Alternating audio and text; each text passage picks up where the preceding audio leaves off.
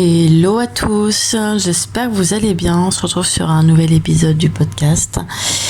Et ce soir, j'avais envie de revenir sur le sujet des flammes jumelles parce que j'ai eu un retour d'une de mes patientes. Voilà. Déjà, avant de commencer, je préfère prévenir, la vidéo n'est pas du tout préparée. J'avais vraiment envie de faire cette vidéo comme ça, au naturel, au feeling. Donc voilà, cette patiente qui est revenue vers moi est carrément en train de lâcher prise.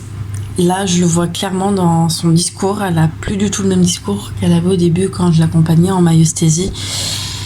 Et elle m'a énormément inspirée pour faire cette vidéo.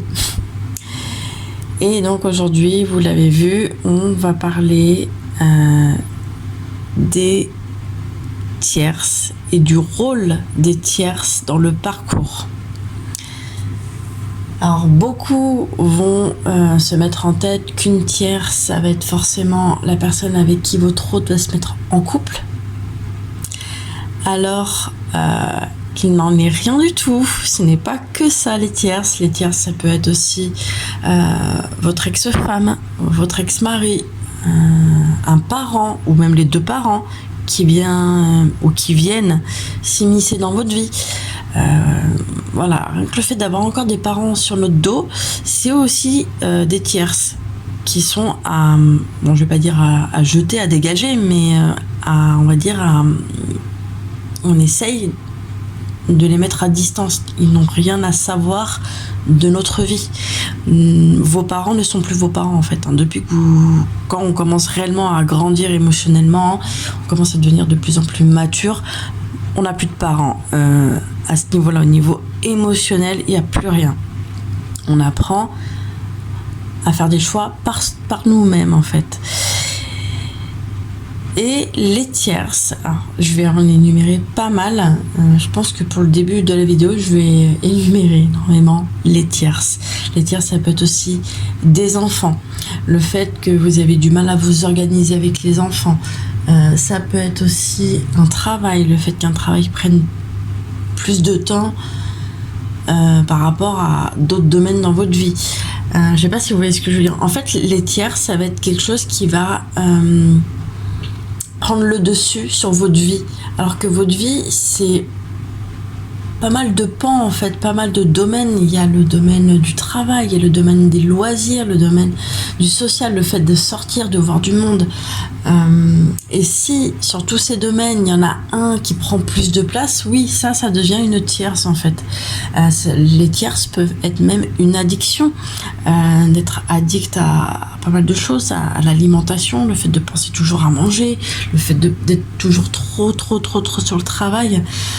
De toute façon, à partir du moment où vous êtes trop dans l'excès sur quelque chose, sur un domaine de votre vie, vous pouvez être sûr que les autres domaines vont être mis de côté. Donc voilà, les tierces, c'est aussi, ça peut être aussi du matériel. Voilà, le fait aussi même d'être addict à son téléphone, à son ordinateur. Bref, je pars très loin, hein. Mais les tierces, c'est tout ça. C'est les relations et aussi le rapport qu'on a avec d'autres choses. Comme je disais, l'alimentation, ça peut être aussi les achats compulsifs, l'argent, d'être trop focalisé sur une seule chose dans votre vie, alors qu'à côté, il y a pas mal de choses. Donc le fait d'être trop focalisé sur une ou deux choses, ces choses-là seront des tierces dans votre parcours. Voilà. Je vais rentrer dans le sujet du fait de voir votre autre en train de se mettre en couple avec une autre personne. Cette autre personne est une tierce.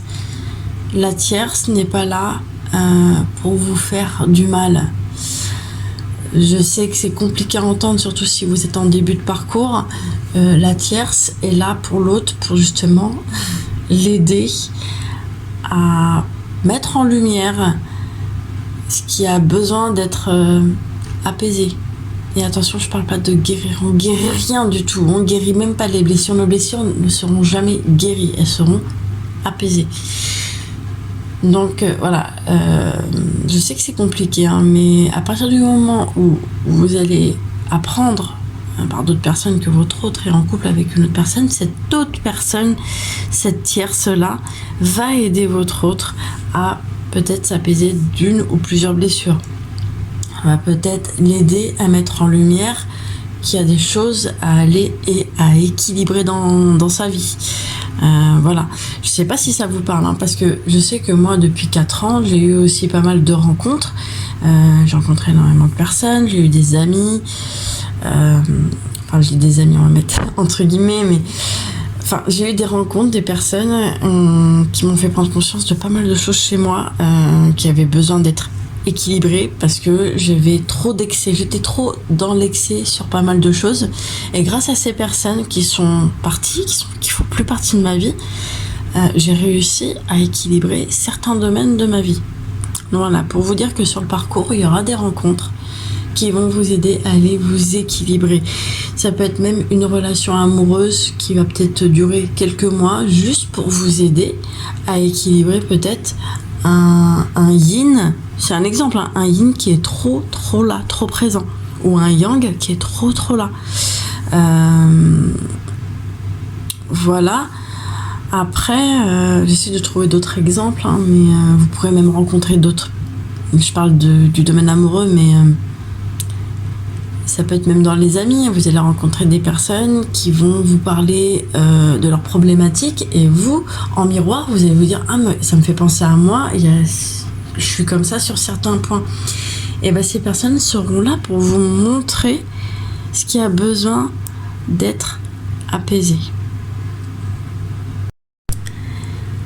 Donc voilà pourquoi je voulais faire cette vidéo aujourd'hui, c'était surtout pour vous montrer que les tierces ne sont pas là pour vous blesser, pour vous faire du mal, elles sont là pour vous aider à vous élever en fait, juste vous élever, à ouvrir votre conscience et à vous élever spirituellement. Voilà. Et alors attention, je préviens aussi, parce qu'il y en a beaucoup qui vont m'écouter, qui vont se dire ok, elle a raison, d'accord, les tierces, donc je vais attendre. Mais alors dans le parcours, n'attendez plus. N'attendez plus. Et je rigole parce que on peut aussi, quand là je vais dire n'attendez plus, beaucoup vont dire bon ok d'accord, j'attends plus, je lâche prise. Mais c'est trop facile à dire je lâche prise en fait, parce que ça va être juste quelque chose de mentalisé, de conscientisé, et ça sera pas intégré au niveau du cœur, au niveau de l'âme. Et ce qui va se passer, c'est que vous allez essayer par tous les moyens de lâcher prise, et au fond de vous, au fond dans le corps, il va y avoir des résistances. Et quelque chose, il y aura un tout petit truc qui va résister, qui va se dire je suis en train de lâcher prise, mais non, pas trop, parce que si je lâche trop prise, comment je peux savoir si l'autre va revenir? Je sais pas si vous voyez, hein, mais l'humain, on est tellement complexe que des fois on se dit on veut lâcher prise sur un truc, on fait un gros effort justement pour lâcher prise, et derrière on est en train de se dire si je lâche prise, elle va revenir, ou il va revenir. Bah non. Là, vous pouvez être sûr encore qu'il y a encore des choses qui ont besoin de lâcher. C'est que derrière, il y a encore des résistances, il y a des craintes. Et voilà, donc tout ça, ça fait partie des blessures. Voilà, tout simplement. Donc voilà, pour vous dire, les tierces vont vous aider à aller mieux, à vous apaiser, être plus en joie surtout. Parce que le parcours, c'est pas... ça devrait pas justement vous faire du mal, surtout sur du long terme, parce que si au bout de 4-5 ans vous pensez encore à la même personne et que vous êtes mal, mais vraiment mal, hein, qu'il n'y a même pas un petit moment dans votre vie où vous vous sentez bien, heureux, apaisé, c'est que vous n'êtes pas dans un parcours de flamme jumelle. Voilà. Je vais vous donner quelques petits exemples aussi parce que j'ai eu des personnes que j'accompagnais en maïeusthésie qui sont sur le parcours et j'ai eu une personne aussi qui m'a parlé d'une de ces tierces et elle a pris conscience justement que cette tierce-là, et elle est encore là dans sa vie, sauf qu'ils sont plus en couple mais ils ont gardé contact même s'ils sont plus en couple, et elle me disait que cet homme qu'elle avait rencontré l'avait beaucoup aidé sur le fait d'accepter que dans la vie, et ben, il y a des épreuves, des moments de bonheur. Des épreuves, des moments de bonheur. Parce que cette dame que j'accompagnais dans les débuts, elle faisait une fixette sur le positif. Alors, la positivité, trop, ça fait un peu positivité toxique, c'est pas bon à force, parce que il n'y a pas que du positif, il y a aussi des mauvais moments, et il faut les accueillir, et elle avait beaucoup de mal avec ça. Et elle a rencontré quelqu'un qui l'a aidé à apaiser ces côtés-là. Le fait d'apaiser et aussi d'accueillir que il y a dans la vie, il y a les épreuves et les moments de bonheur. Et elle a réussi justement à prendre conscience de ça, à s'équilibrer à ce niveau-là et à se sentir bien. Enfin, à se sentir bien. Pas à se sentir bien, mais plutôt à accepter ce qui vient quand elle est dans des moments assez lourds en fait, des épreuves assez lourdes. Donc voilà, pour vous dire que cette tierce qu'elle a rencontrée l'a aidée à ce niveau-là. J'ai aussi eu une personne en maïeusthésie qui avait des problèmes avec l'argent. Alors, je dis pas que elle gagne très très bien sa vie, hein. Le seul problème, c'est que à chaque fois, dès qu'elle se sentait pas bien au fond d'elle, dès qu'il y avait une sorte de vide, une sorte de manque, elle avait besoin d'aller acheter, mais c'est vrai, c'était vraiment des achats compulsifs. Et elle a rencontré, dans un groupe, elle est partie dans un groupe de yoga pour prendre des cours de yoga. Et dans ce cours-là, elle a rencontré deux femmes, qui l'ont aidé inconsciemment. Ces dames-là ont aidé ma patiente inconsciemment sans se rendre compte, parce qu'elle leur parlait de leur vécu, de ce qu'elles ont vécu avec leur ex-compagnon. Et dans leurs échanges, elles parlaient beaucoup de ça, de l'addiction à l'achat, d'avoir besoin d'acheter, de cumuler énormément de matériel, de choses des fois même inutiles, hein. Et ma patiente leur a parlé d'elle, en fait. Elle parlait de son addiction aux achats compulsifs. Et ça, en fait, en discutant avec ces dames-là qu'elle a rencontrées dans son cours de yoga, ça lui a permis justement de mettre ça en lumière et de se poser la question, mais d'où ça vient ? Elle s'est même pas posé la question pourquoi je fais ça, parce qu'elle sentait que c'était dans les moments où elle avait un manque, elle sentait un ressenti au fond d'elle, un manque, un vide. Mais elle voulait savoir, la vraie question c'était d'où ça vient ? D'où ça vient en fait, ces achats ? Et en maïeusthésie, elle est venue vers moi et on a réussi un peu à apaiser ça. Ça remonte à 1 an. Et cette personne est aussi dans un parcours de flammes jumelles. Et ces personnes-là, ces femmes-là qu'elle a rencontrées, elles l'ont vraiment beaucoup aidée à s'apaiser en fait, à arrêter de faire des achats compulsifs. Donc voilà, pour vous dire, elle a rencontré d'autres personnes qui l'ont aidée à mettre ça en lumière pour aller l'apaiser. Et j'ai aussi une autre dame avec qui je m'entends très très bien en maïeusthésie. Elle est revenue en plus vers moi il y a quelques semaines pour qu'on discute encore de ça. Je dis on discute encore de ça alors que maintenant pour moi il n'y a plus besoin. Moi je trouve qu'elle a vraiment apaisé pas mal de choses. En 3 séances, pour vous dire, elle a apaisé le contrôle. Alors pour vous dire encore une fois, elle a 3 garçons. Elle a besoin de contrôler, elle avait un grand besoin par le passé de contrôler presque tout dans sa vie, même ses enfants. Et il y a quelques temps, un de ses garçons en pleurs, hein. Il lui a dit, je sais plus ce qu'il lui a dit, hein, franchement, pour retenir ce que... Je suis pas mal de personnes en séance. Bref, il lui a dit quelque chose qui lui a fait prendre conscience qu'elle était beaucoup trop dans le contrôle. Mais dans sa façon de le dire, puis en plus il était en pleurs, ça lui a fait un électrochoc en fait à ma patiente, hein, clairement. Et là, elle a vraiment pris conscience de ça et elle a commencé à lâcher prise et surtout à déléguer parce qu'elle avait beaucoup de mal à déléguer. Et il a fallu que ça soit son garçon, l'énergie tierce, pour lui dire là, c'est beaucoup trop. Donc voilà, pour vous dire, vous voyez, on rencontre des gens qui vont être des énergies tierces, qui vont vous aider à évoluer sur votre chemin. Mais ça peut être aussi des personnes que vous connaissez très bien, hein, des personnes de la famille, comme vos enfants, votre mari, votre ex-mari, votre ex-femme, les tontons, les tatas, bref, toutes les personnes que vous connaissez bien, la famille, hein, peuvent être aussi des énergies tierces pour vous aider à évoluer.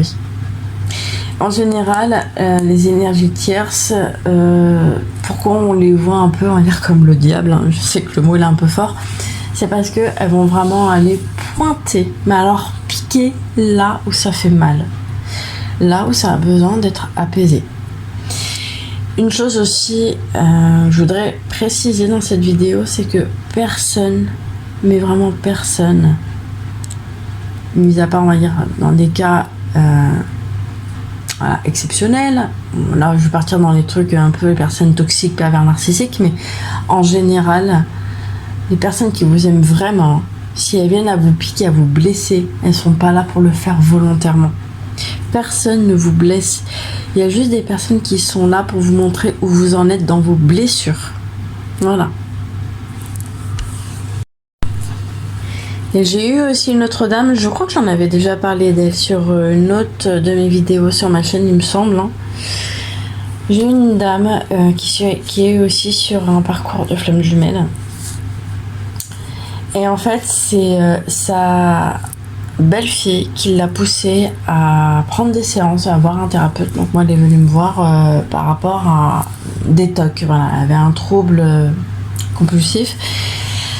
Et en fait, ce trouble, c'est que à chaque fois, et c'était souvent tous les soirs, pratiquement tous les soirs, elle avait besoin de remettre ses napperons, les petits napperons, je sais pas si vous voyez, hein, bien alignés sur un de ces meubles. Vous allez me dire, mais c'est vraiment, on part loin, c'est vraiment futile. Mais non, c'est pas futile. C'est peut-être un petit détail, mais pour elle, c'était quand même quelque chose de gros. Sa belle-fille, au bout d'un moment, elle en avait marre de la voir comme ça, parce qu'elle voyait que ça, elle n'était pas bien dans ce genre de trouble. Et en fait, cette patiente-là m'expliquait pourquoi elle avait ce trouble, ce trouble compulsif de devoir aligner tous les napperons. Alors, j'explique. Elle est sur un parcours de flamme jumelle. Cette dame que j'accompagne, elle a eu un trauma. Voilà, elle a eu un cambriolage il y a quelques années chez elle. Et lors de ce cambriolage, elle a subi un viol. Voilà. Et dans ça, ce qui s'est passé, c'est qu'il y a eu forcément de la violence. Son meuble, là où il y avait les napperons, est tombé par terre. Il est tombé, tout est tombé, tout s'est cassé, les napperons étaient par terre. Et maintenant, pour se rassurer, vraiment pour se rassurer, pour qu'elle se sente rassurée au fond d'elle et en sécurité, pour elle, elle avait ce besoin d'aligner tous les napperons. Voilà, pour vous dire jusqu'où ça va. Et en fait, en maïeusthésie, on est parti pas revivre l'événement traumatisant, mais on est parti voir la personne qu'elle était à ce moment-là. Et là, depuis, plus de problème. Elle est revenue vers moi, plus de problème. Plus de problème. Elle a plus ce besoin d'aligner ses napperons. Elle a vraiment lâché. Elle a vraiment lâché ce trouble obsessionnel. Donc voilà, pour vous dire, sa belle-fille, l'énergie tierce, encore une fois, l'a poussée à prendre rendez-vous, à voir un thérapeute. Ça aurait pu être un autre thérapeute et pas moi, hein, mais pour vous dire que les énergies tierces sont là vraiment pour vous pousser à aller vers un bien-être. Aussi, je voulais préciser dans cette vidéo, c'est les rencontres qu'on peut faire des âmes sœurs. Alors, âmes sœurs, ça peut être aussi en amitié, aussi en amour, mais là, je vais parler plus du côté amoureux. Très souvent aussi, on rencontre notre âme sœur, sûrement après, pour beaucoup, après la rencontre avec sa flamme jumelle, ou voire même avant, peu importe, hein, chaque parcours est unique. Mais si vous avez déjà rencontré votre flamme jumelle et qu'après la séparation avec elle, vous rencontrez 1 an, 2 ans, ou 4 ans, 5 ans, 6 ans après votre âme sœur, cette âme sœur peut être aussi une énergie tierce qui va vous aider aussi à grandir, à évoluer. Et attention, hein, quand je vous dis elle va vous aider, c'est pas que dans un sens en fait, c'est que elle va ou il va vous aider, mais vous allez aussi l'aider inconsciemment, vous allez vous aider dans les deux sens en fait. Il va y avoir une synergie entre vous. Donc voilà, c'est pour vous dire que ces rencontres-là vous aident aussi à grandir sur le plan émotionnel, sur le plan spirituel. Moi j'ai remarqué aussi une chose autour de moi, c'est que les personnes qui rencontrent souvent leur âme sœur après la rencontre de leur flamme jumelle, très souvent il n'y a pas de... Très souvent, mais après je dis des cas exceptionnels, hein, chaque cas est unique, hein, mais beaucoup ne revoient plus leur flamme jumelle et continuent leur vie avec leur âme sœur, parce que derrière ça, il y a je sais pas, il y a quelque chose, en fait, il y a une alchimie qui se fait, et puis vous avez aussi des atomes crochus, vous avez des points en commun, vous aimez les mêmes choses. Très souvent, moi, autour de moi, je vois aussi des couples d'âmes sœurs qui travaillent ensemble, ça arrive, hein. Pas tout le temps, mais ça arrive. Donc voilà, pour vous dire que l'âme sœur est aussi une énergie tierce sur votre parcours. Et puis le parcours de flamme jumelle, c'est aussi un parcours de vous à vous en fait. Hein. C'est juste pour vous aider, enfin je dis juste, je minimise, mais c'est vraiment pour vous aider à revenir à vous, à être bien avec vous, à vous aimer en fait. Donc voilà. Je pense vous avoir tout dit, enfin j'espère, parce que c'est vrai que c'était une vidéo un peu, feeling, hein. J'adore faire ça. J'aime bien me faire des trames, hein, être organisée par moment, puis ça peut m'arriver de temps en temps de me dire allez, j'arrête d'être organisée, j'y vais au feeling, voilà. Pour vous dire que ça aussi, c'est un côté que j'essaie d'équilibrer, parce que moi, par le passé, avant de rencontrer ma flamme jumelle, j'avais cette tendance à être trop sur un truc et délaisser l'opposé. Je sais pas si vous voyez ce que je veux dire. Ça veut dire, là, comme par exemple pour la vidéo, en général, je prépare, je fais toujours une trame. Là, c'est pas préparé et ça s'entend parce que je réfléchis à ce que je vais dire. Enfin, voilà, c'est vraiment du feeling. Mais voilà, pour vous dire, sur le parcours, vraiment, hein, mais vraiment, ne voyez pas, je sais, je me répète, hein, mais c'est pour vous dire, ne voyez pas les énergies tierces comme quelque chose qui vont vous bloquer en fait, qui vont vous faire souffrir. Elles sont là vraiment pour vous aider.